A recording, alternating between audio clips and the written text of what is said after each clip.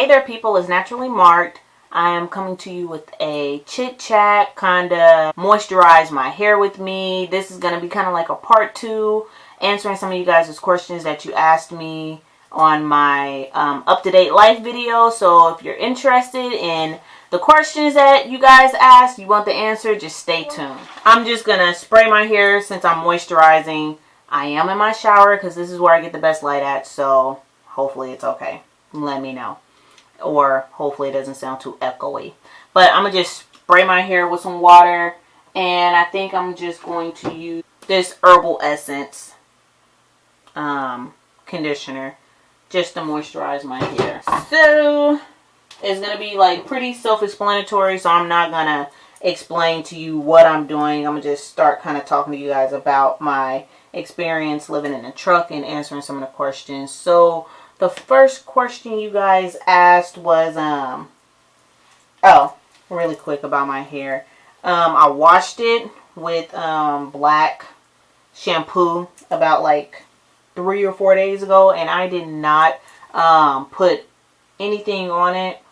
I just literally washed it and put it in this bun. So that's why my hair is reverted and it looks a lot shorter now. And as you can see, it's frizzy. First question was my experience with natural hair while I was living in my truck. So the experience, or my routine, my regimen, that was the question. What was my regimen while living in the truck? I did not have a regimen because for the summertime, when we first moved in there, we lived in the truck for 2 years. So the first year, I had braids in my head, so it really wasn't nothing too complicated. But the complicated part happened after winter time, or when winter came. I didn't have a regimen. I didn't have a routine. I actually experienced a lot of breakage, and I hope I didn't just spray my freaking camera though, like for real. Yeah, I really didn't have a regimen or routine. It was difficult. So in the summertime, my hair was in braids. In the winter time, I really couldn't wet nor wash my hair because it was cold outside and I lived in the truck. So I was getting sick because I was trying to like keep up a moisturizing routine, but it really wasn't working. So I legit had no routine, no regimen, no schedule, and my hair suffered the consequences for that, like severely. I got a lot of breakage. Sometimes I would try to rinse out my hair with gallons of water. You don't realize how much water you use on your hair until you like don't have running water and you have to like pay for gallons of water. Where did we take a bath, wash our behinds, wash our hair? So before we lived homeless, we had a YMCA membership. And if you work out and you actually sweat like a normal person, we took showers at the YMCA. Instead of leaving the Y and getting in our vehicles and being all sweaty and nasty and making your seats stink because you don't change your clothes, we were already in a habit of going and just going to the gym, working out and showering at the gym. So it wasn't a big switch for us to just take showers at the gym. The only thing that was very complicated was when it became winter outside. Winter was a huge like game changer and a struggle for me because I hate being cold. So like I really couldn't take full-fledged showers like every day because I was getting sick because I couldn't have my skin be wet. And sometimes it was snow on the ground and it was just difficult to take showers. So I would take like bird baths a lot, which means like you just wash the hot spots. You know what the hot spots is: under arms, under the boobs, and between the boobs, and your little lady friend down there. So I would just get a cloth, and most of the time I would just take bird baths so that I wouldn't get sick in the winter time. Oh, some of you guys' advice about moving to a state that is cheaper. I am actually from Kansas, so what it's like to live in a cheap state. Like, we did not decide to move out solely on because things was like expensive. We just really got sick of being duped out of our money. So basically that means even if we were living in a cheaper state, more towards the south or whatever, we moved from the south to get away from like not seeing stuff. So yeah, we know about like living in a cheaper state, but it wasn't the fact that because rent was so expensive, we just didn't want to pay rent. We didn't want to be getting duped out of our money. And my parents are landlords, and I grew up with parents telling me like, you're not renters, like you seek to be like homeowners or owning whatever, like just being owners of what you're living in. And we rented, me and my husband rented multiple apartments, like 6 different apartments. And every time we moved out of the apartment, I'm a very clean person, and they will like charge for cleaning fees. So by the time all the fees racked up after we moved out of the apartment, it will be like almost rent again, like paying for rent for them to clean up the apartment. And then when you move in, the apartment's not even that clean for them to be saying that they're actually cleaning all of this stuff. It's kind of like, yeah, right, man. So we just got sick of the extra fee. We just wanted to be owners of something. But then we realized, okay, we've been living in apartments for like 5 years, and we've been jumping from apartment to apartment, and we really haven't built any good credit or anything like that. So when we realized what we needed to do to pay off certain stuff like our car debt and stuff like that, when we calculated how much it was actually going to cost to start a life for us to be homeowners and to like try to start a family. So that was why we decided to start looking for alternative ways, because we realized, okay, so we were living comfortably off of my husband's paycheck, so that's why I was a stay-at-home wife. But in order to pay off our vehicles and to pay off our debt and stuff like that in a 2-year time frame, like that wasn't realistic off of just his paychecks alone. So we were living comfortably, but we just did not want to just continue to be renters for like another 6 or 7 years, calculating off of his income alone to pay off stuff to be able to actually become homeowners. So we just was like, how can we become owners of a house? Because that was the original plan. How can we become owners of a house fast? So that's why we started looking for alternative ways of living and stuff like that. And that's why basically that's how we got into looking at a motorhome and stuff, like looking at other ways to living. I'm getting my hair like really wet. Tiny home living and making vlogs. I will record some things of how we do certain stuff, but as far as like where we live, where we actually park at, I don't think I'm gonna disclose. I can't disclose that information because I live here, and that's basically like telling you guys my address, so that wouldn't be too smart. But we live amongst other full-time RVers. We do plan on traveling soon, or not soon, but we do plan on traveling just to kind of see what other states have to offer to live there. But we honestly just love Washington. Like, my husband's always wanted to live here. I never wanted to just live in Kansas all my life. So my experience with living in the truck, y'all, it's like so much to like living in a truck. I'll probably put a little bit too much on that end, but whatever. I feel like I'm just rambling, and this video could be like a lot shorter. Downsizing. Okay, so downsizing. How'd your family feel? Where do you park? Kind of answer that. You have a pet. Was it hard to transition? How did your family take it? So my actual family, like the only people that knew was my mom and my dad. And when we first decided to move in the truck, we did not even let them know. But my dad already kind of guessed because we bought a topper for our truck to live in the back of it. And my dad was just kind of like, hey, you kids aren't planning on living in your truck, are you? And he's like, no, we're not. But we just didn't want nobody to worry. I'm in this natural lighting, so it might look weird a couple times. Was my parents and my siblings. Like, my aunts and uncles did not know until literally 2 months ago. So 2 months ago, we just got our fifth wheel, like 2 months ago. So we're still getting used to like everything in here. So with Maggie, my pet, my daughter, it was difficult for her. She wanted to go back to the apartment, like our home. She was not fond of like us being outside. Like, she's a house dog, like 100%, like an embodied house dog. And every time when we would like let her out of the truck to potty, she would kind of like look around like, okay, are we fit to go back home now?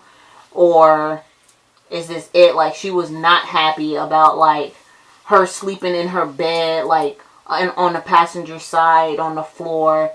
Like, she was not happy about that at all. So I would have to say, me transitioning, living in the truck, the only difficult part was winter, because I hate being cold. And I couldn't wash my hair, wet my hair. Like, even doing simple stuff like this to even moisturize it, I couldn't do that because I would literally get sick because it would be cold outside. Very difficult for my husband to adapt in the summer. It was hard for me to adapt in the winter.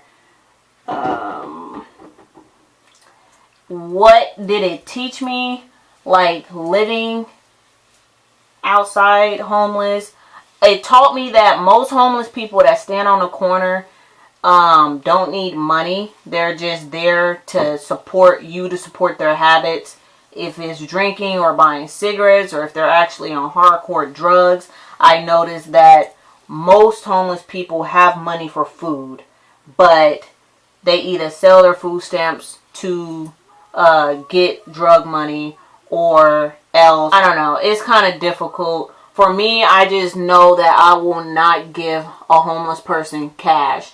And the only homeless people that I will stop to like help is the homeless people that their signs just say like homeless and hungry. Any like homeless and hungry. So then that's when I will go and get them like food. But if their sign says like homeless, anything to help, or they have like this long drawn out story on their little sign, I don't really care to stop to help those people, just because me and my husband, even though it was by choice and it was for 2 years living in the truck, we could have been like, oh, like just give up on life, give up on everything, and just could have been standing out there on the corner. Because there was a time, like I told you guys, for like 4 or 5 months, my husband didn't have a job. So we both didn't have a job. And he was waiting to hear back from jobs and training for, to get certified for certain stuff for his job. And it took like a long time to get like clearances and stuff like that. But in the meantime of him waiting for his clearance to be accepted, we didn't just go stand out on a corner and beg somebody for money. Like, we went to the library. I was still kind of uploading videos at that time. We just didn't get caught up in just being homeless and without money, you know, because we still had like a savings account that we was kind of living on, but we didn't have habits. And we could tell the people that are actually homeless, that don't have habits, that they still have like their humanity. I don't know, it's kind of hard to describe that, but yeah, like you can tell people that are really wish that they wasn't homeless and don't have like any drug problems. But I don't want to like sound like I'm just dishing or bad negative crap about like homeless people, because some homeless people do need help. But the most part, if you're standing out on the corner for 8 hours and I go to work and I come back outside and you're still standing there, you could have easily went and tried to get a job, like I did and my husband did. Like, you could have easily got a job. So the reason why I got a job when we was homeless, it wasn't because we needed the money because my husband had got a job. It was he worked overnights, and I don't like to watch him sleep. So I got a job in order not to interrupt him sleeping. It was just difficult for me to just sit there and watch him sleep all day, and I'm sitting in the parking lot with there's like 15 stores around me saying like help wanted, ads and stuff like that. So I was just like, why not get a job? I'm sitting here and I'm bored. My computer's stolen. Like, I might as well do something. So that's why I got a job. I'm just really trying to make sure that all of my ends are saturated. Like, super saturated. And rubbed in. I'm just going to leave this conditioner and then just let it dry like this. So you guys, you're probably not going to see an end result because I'm just doing this to talk to you guys. It's juicy now. See? It doesn't look all dry and upsetting. Do I have any oil in here to like seal this in?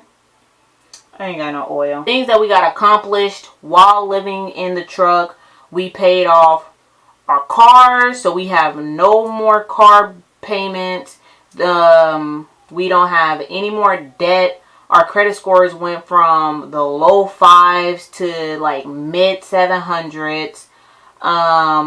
We've actually been able to save money. We actually been able to calculate our money. So before living in the apartment, we would just go and buy groceries instead of calculating how much money we needed for groceries. Like, our money planning skills have grown a lot since we lived in the truck. Communication has grown because not that our communication skills wasn't good before, they're just a lot better now. Trying to juggle 2 vehicles, living homeless, it was kind of difficult because my husband has his own car, I have my car, and we had to figure out where we was going to constantly move and sleep at, and then try to make sure we're moving the second vehicle with us and not staying in one spot too long. It kind of taught us to adapt to our environments a lot better. The second year around living in the truck wasn't as horrible because then we had jobs and we knew what we needed to do. We've learned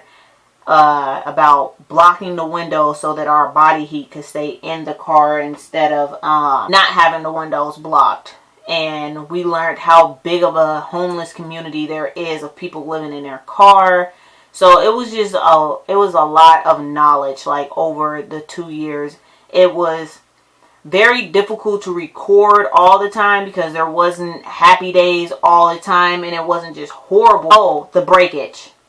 So I have breakage like here, like at the temples of my head.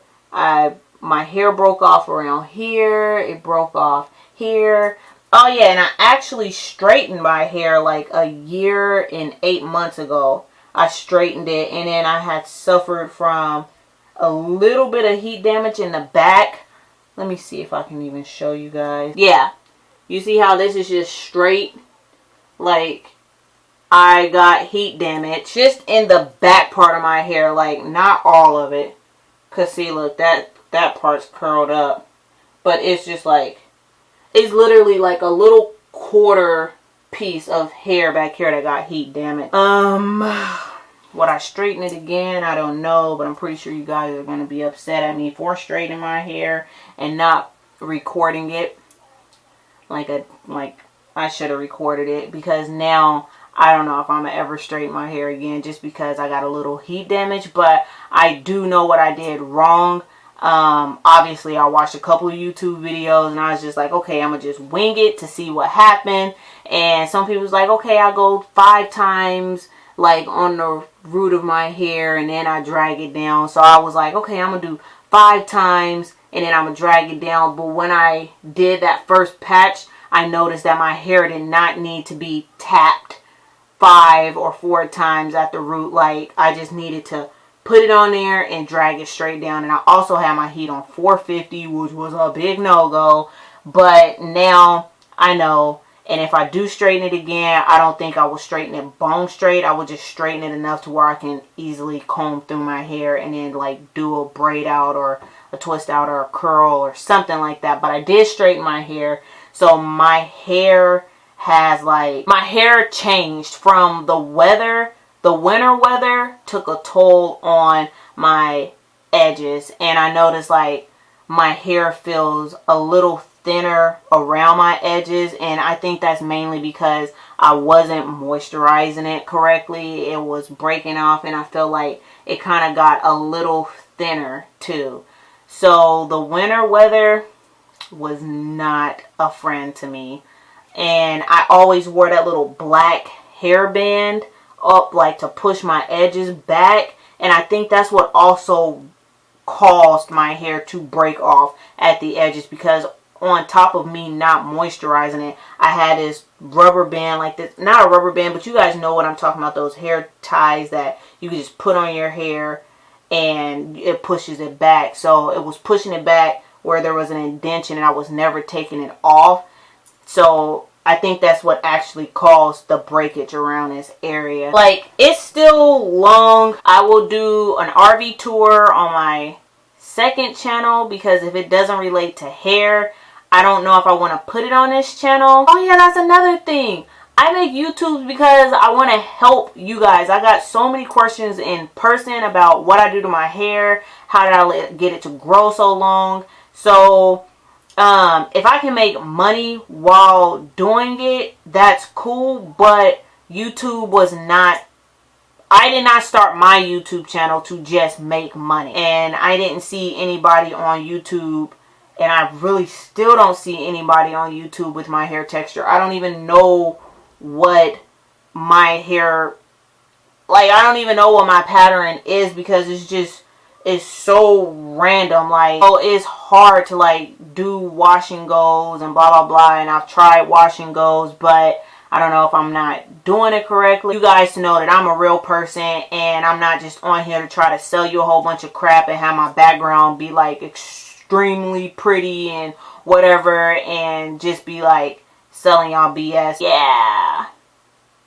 I just don't want you guys to feel like, hey, all she wants is just money, so she's just making a YouTube video. Like, no, I just wanted people to see that brown girls can grow long hair, like my hair texture, not the full curly, like textured loose pattern type of curls. I wanted to show young girls and women that has my hair texture, like, hey, you can grow long hair too. So that's what I really started the channel for. So if I do get like, if I get compensated for it, it's cool. But am I seeking to just be like, oh my god, I'm money hungry, like I absolutely have to make like money on YouTube? Like, no, my first, it's just a hobby. Like, I just want to help you guys. I don't even know, like, you guys let me know if you want me to get into advertisement or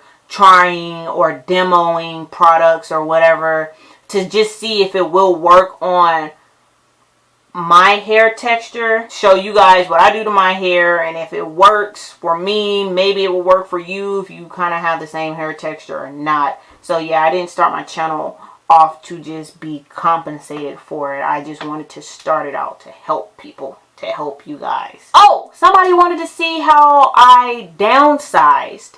So we had sold all of our stuff out of our apartment.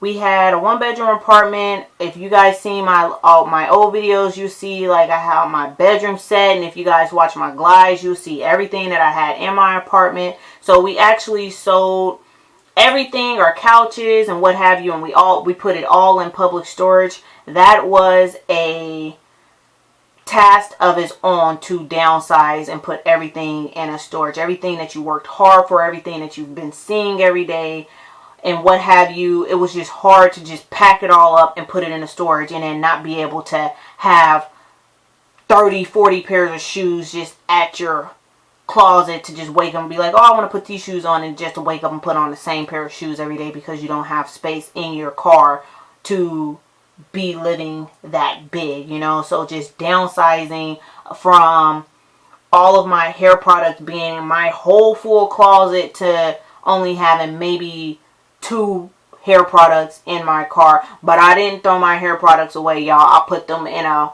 box, a tub themselves, and they set in the storage too. So I will show you guys how I organized my my tiny home, my fifth wheel, with all of my hair products. Let me know, give me a thumbs up or a comment down below if y'all want to see that. I can show you guys that. But I did not throw away all my hair products. But it was difficult to downsize, more mentally than physically. It was a mental struggle to detach yourself from material items, and you don't realize how attached you are from things until you have to choose if I'm gonna throw this away or if I'm gonna save this, or what is more important to put in a 5x8, 5x10 storage unit space. So it was difficult. I had video of us packing everything up and putting it in the storage, but my computer got stolen with the SD card that was in it. So I lost all that footage. I don't have it. I kind of have a little pictures here and there, but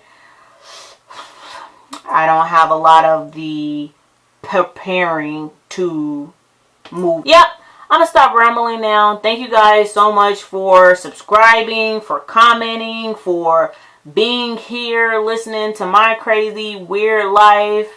And thank you for welcoming me back, you know.